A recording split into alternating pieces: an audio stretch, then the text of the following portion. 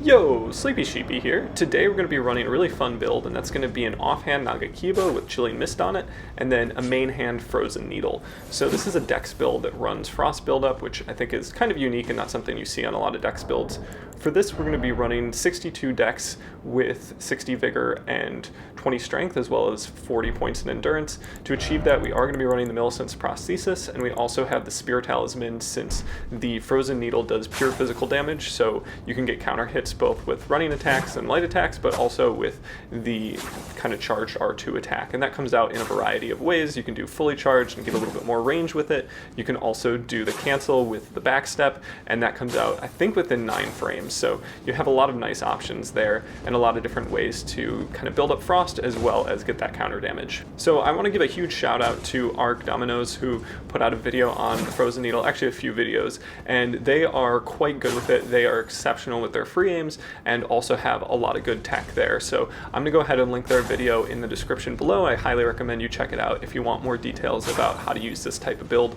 They don't use the offhand nagakiba, but I really enjoyed that setup and think the Chilling Mist on it kind of lends itself to the build. So just a good shout out there, and somebody you should absolutely check out for some very interesting builds. Lastly, I wanted to mention that I find this to be a little bit better as a dueling build. It's not quite as strong for invasions, but it is a lot of fun in duels, especially with all the free aim hits you can go for. So we'll be seeing a little bit more duels in this showcase rather than invasions, but we'll start things out with a few invasions as well.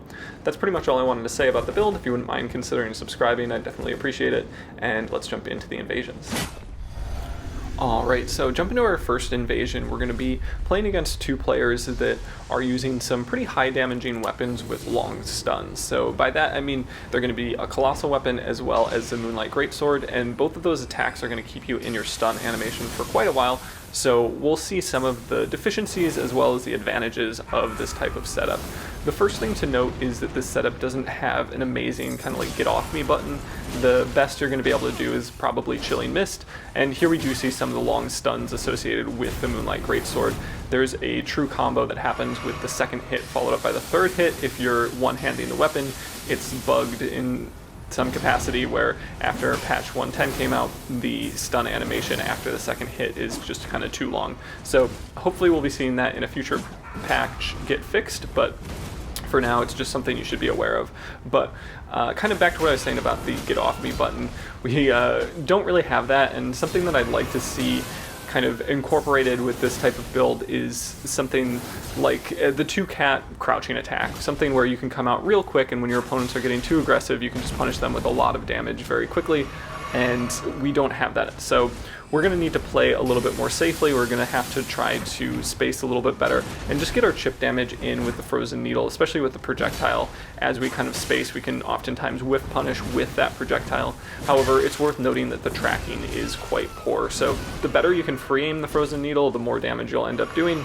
But you know, in invasions it can be a little bit risky to go unlocked at certain times. So we're going to mostly focus on just trying to get things lined up correctly.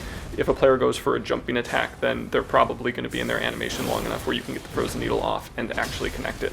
So really we're just, you know, dodging and waiting for a good moment. Here we do find our opponent is susceptible to a running attack, so we take that opportunity, and we also go for another projectile with the Frozen Needle, and we get that off before they are able to get their Moonlight Greatsword heavy attack off and come out with victory against that player. Now, we don't space the host appropriately and eat a heavy attack with the Godfrey Axe, and here we do get a little bit more chip damage in as they go for their longer Ash of War.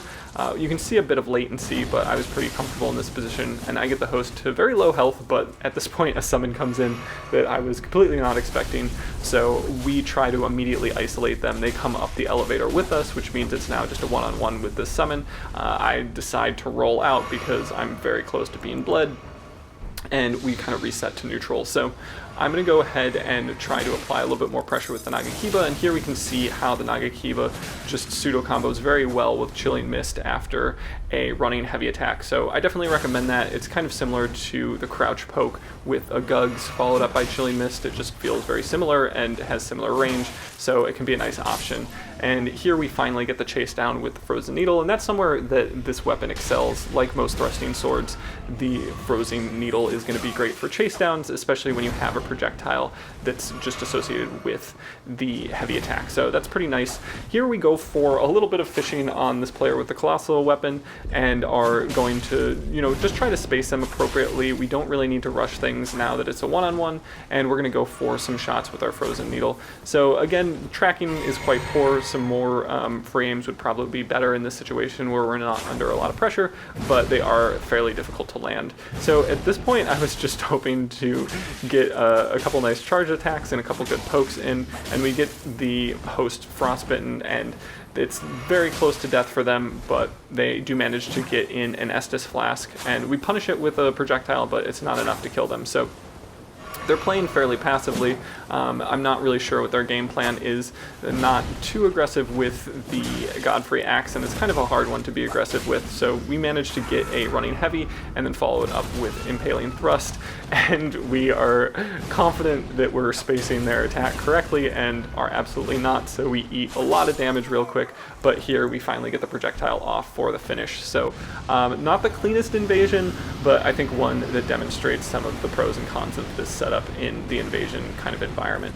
So next up we have a very nice free aim on this player that's going for their Rot Breath, and it's essentially a one-on-one here where the two other players in the world are focusing on the PvE, and we can just try to focus on this player using Bloodhound Step pretty liberally. So we're going to start with Nagakiba, again going for kind of that approach with Chilling Mist, but they're already frostbitten, and I think I realized that right about that time, so I switch over to the Frozen Needle, which is really nice as a punish for Bloodhound Step, where they do get a fair amount of distance. They're out of range of our light attack, but we can get the damage in with our projectile that kind of ends up in their face as they finish the Bloodhound Step. So we eventually do catch up to the other two players. Again, we have a nice Frost Pot throw, and we're going to need to just kind of be aware of the Rivers of Blood in the mix. That's going to take up a lot of space, and here we Impaling Thrust trade with Claymore. We have a little bit more health, so we can just kind of tank that, and we're able to finish off that Phantom.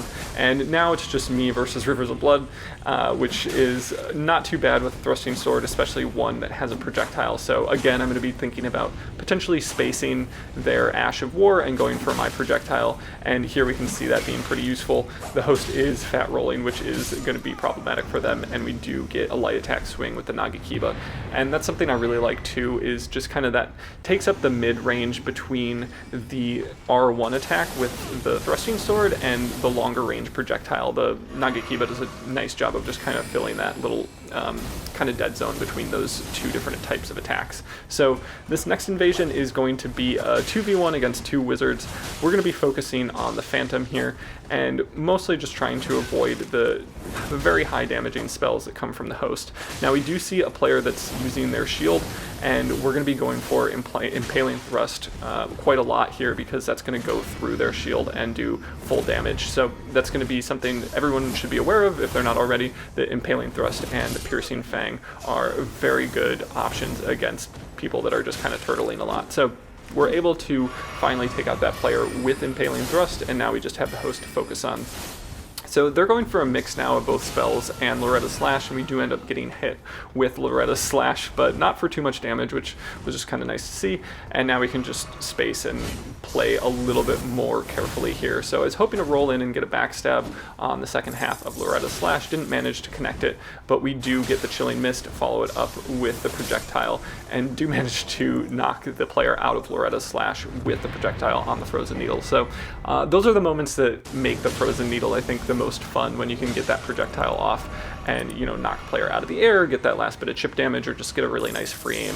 And I think I recommend players just give it a try. It will help you with your frames just in general, I think, in Elden Ring, and is kind of more interesting and something that's fun to see in the world. So I definitely recommend something like that as we go into this next duel with, or it's a 2v2 with a co-invader against two players with power stance straight swords.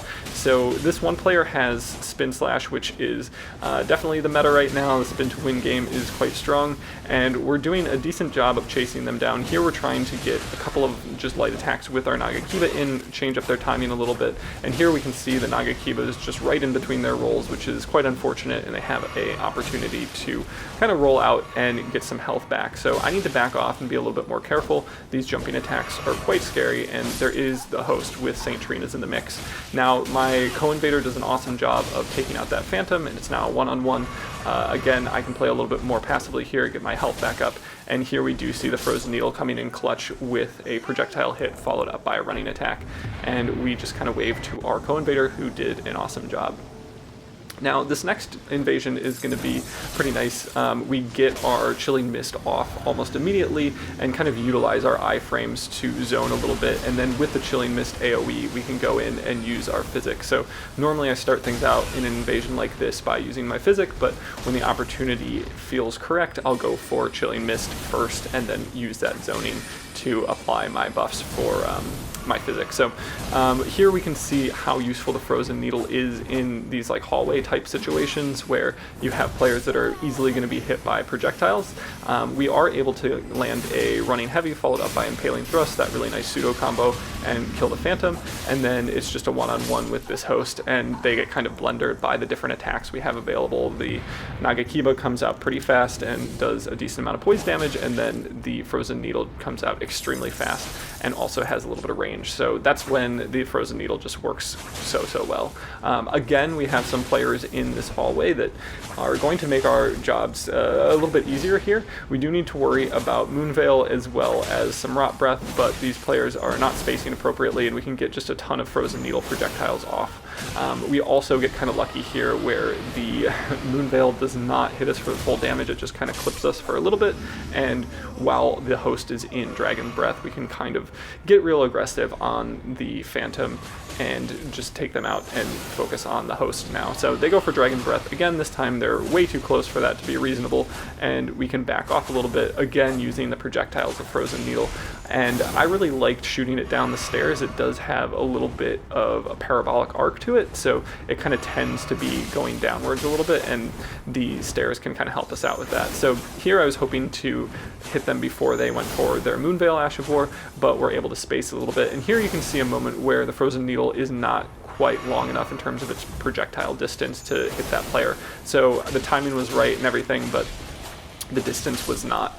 But ultimately we are able to use the heavy attack just one more time and finish off that duel successfully. Now, moving on to the duel portion of the showcase, where I think this weapon really shines. We'll be starting out with a player running the Power Stance Great Spears, and I've played this player a number of times. They're quite good, so to be running this setup and have any kind of amount of success is pretty exciting for me. This player is going for a backstab almost immediately off the running heavy attack on the nagakiba, and that's definitely a good play, probably one that I would be trying to make myself. Here they don't manage to hit with their jumping attack, which probably would have changed the tides dramatically, but we're able to kind of keep them at similar amount of health as us, and we're trying not to get vortexed. So if we do come in, we don't want to stay in close to them for too long, and here we get Impaling Thrust, and then amazingly, as they go to cockroach me, we get the free aim with the Frozen Needle for the victory. So the tracking would not have worked out on that, so we did need to free aim it, and we get that last bit of 70 damage before they can cockroach on us. So I was extremely happy there, and we can move on to our next duel. So this next player is going for Black Flame Protection almost immediately,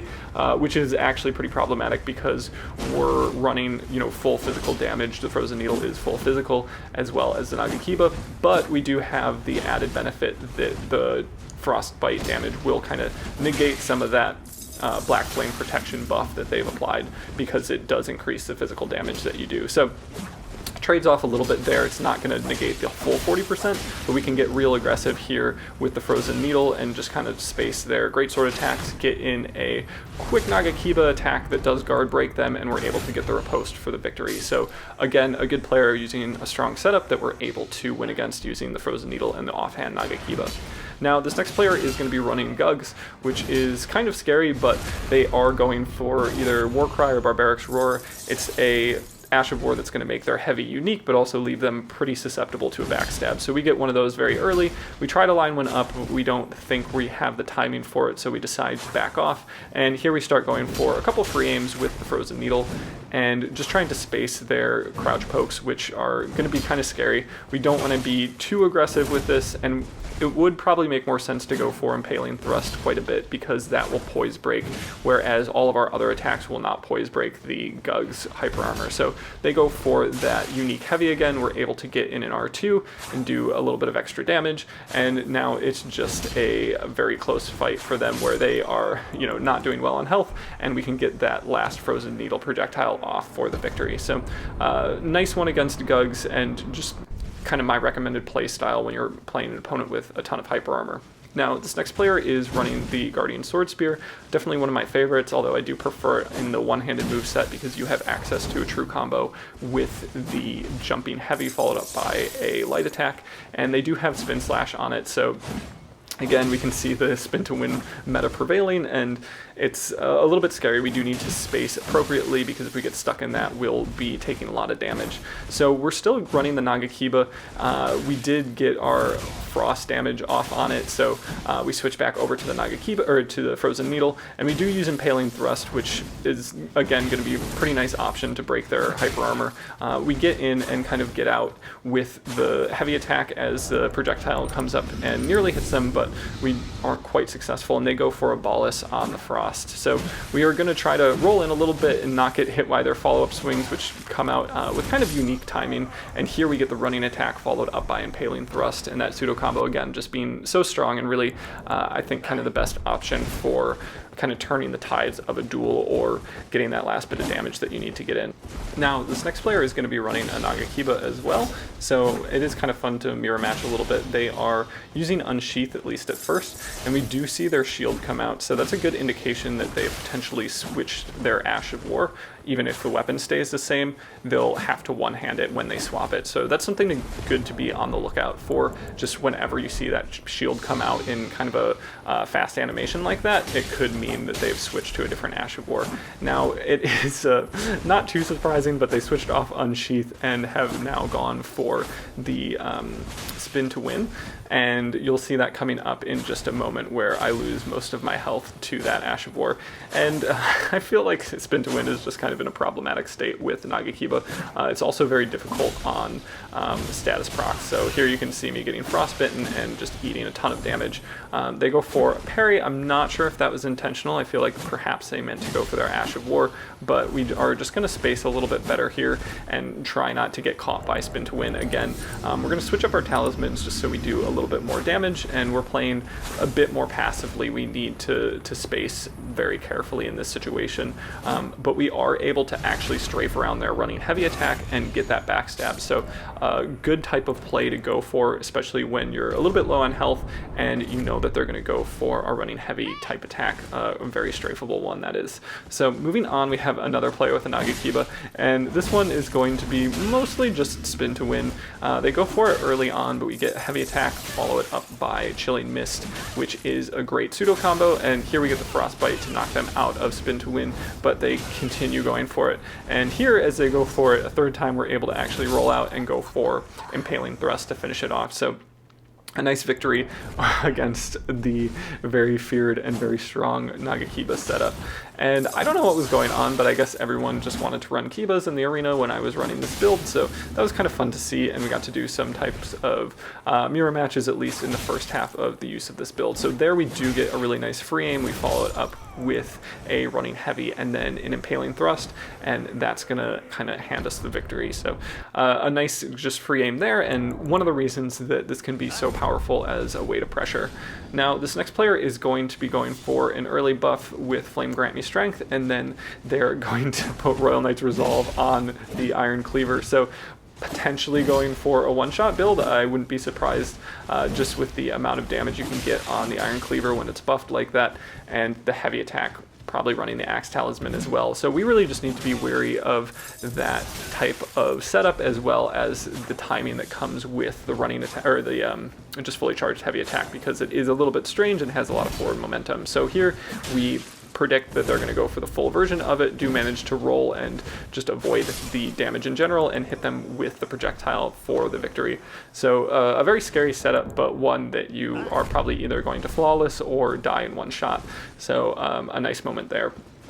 Next up, we do have a player that's running Morgoth's Curved Sword, and I'm probably not going to be doing too well when it comes to avoiding this Ash of War. Here, I try to Hyper Armor trade with it, and do successfully get my opponent frostbitten, but take a decent amount of damage in the process. I go for a Ballast because I have a lot of bleed buildup, and I think that's just kind of the way to go.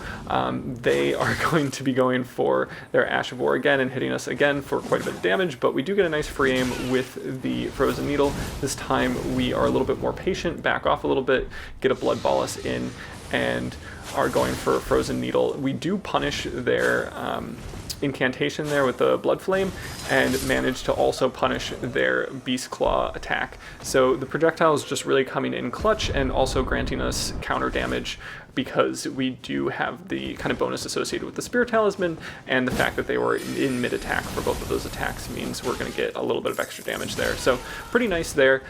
Here we again go for an early Chilling Mist and switch over to Impaling Thrust. We can kind of back off to avoid Waves of Darkness and get off a nice heavy attack, which allows a projectile to kind of connect that hit.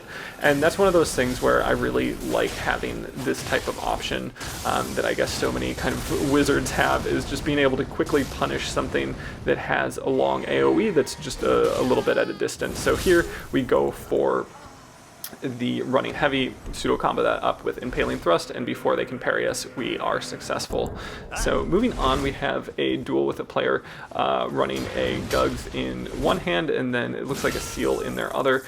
So we do need to be wary about things like Catch Flame. They go for Stone of Garank, which is a little bit easier to deal with. It's better when it's free aimed and kind of thrown at the ground as a surprise, in my opinion, or used in gank scenarios where there's just a lot of players. So here we do manage to shoot our free aim directly at the ground, which is something that you need to be wary of if you're running this build. You really need to angle your camera upwards if you're going for free aims, because the just kind of natural movement of the Frozen Needle is going to point it at the ground usually. Now they are going for a lot of these beast incantations, which are fairly easy to dodge, especially if they don't have a max cast speed, which I don't think this player does. And here again, we shoot our Frozen Needle into the ground, get one more hit though while locked on, and then we go for a nice free aim and catch them. So while they were attempting to strafe it, we can kind of counter that with our free aim. Next up, we have a player that's I've played a number of times, so I feel like they're fairly common on this channel by now. And they're running a very off-meta setup, one of the worst colossal weapons in the game, with an offhand fist. And I played this player a lot while running this build and just enjoyed all of our fights. So Barrow, if you're watching, shout out to you. I appreciate your playstyle. So they're coming in with the fist, which is their best option for the most case. And they do need to just kind of be wary of potential backstabs. They do get a backstab grab that I don't think was intentional, and I'm just trying to space them appropriately. The fist comes out so quickly that going for a nice strafe backstab can be a very useful tool, and then here we can get a nice wake up with the projectile and just hit them once with the offhand nagakiba for the victory. So a very fun fight and a very fun build to play against. Alright, for our last duel here, we're going to be playing against a player running the Zweihander, and we'll be able to deliver quite a bit of frost damage real quick. So even though we don't land a hit with that, we get some phantom hits and then follow it up with the backswing on the Zweihander, and we've at this point gotten a lot of frost damage in, and now we can follow it up with Impaling Thrust. In there we finally get the frost proc, and we hit the player with our heavy attack. So we do manage to get the projectile to connect, and then we just are a little bit patient with our follow-up hits with our R1, and that's going to be a final successful duel. If you made it this far, just wanted to say thank you so much for watching, and if you wouldn't mind considering subscribing, I would appreciate it.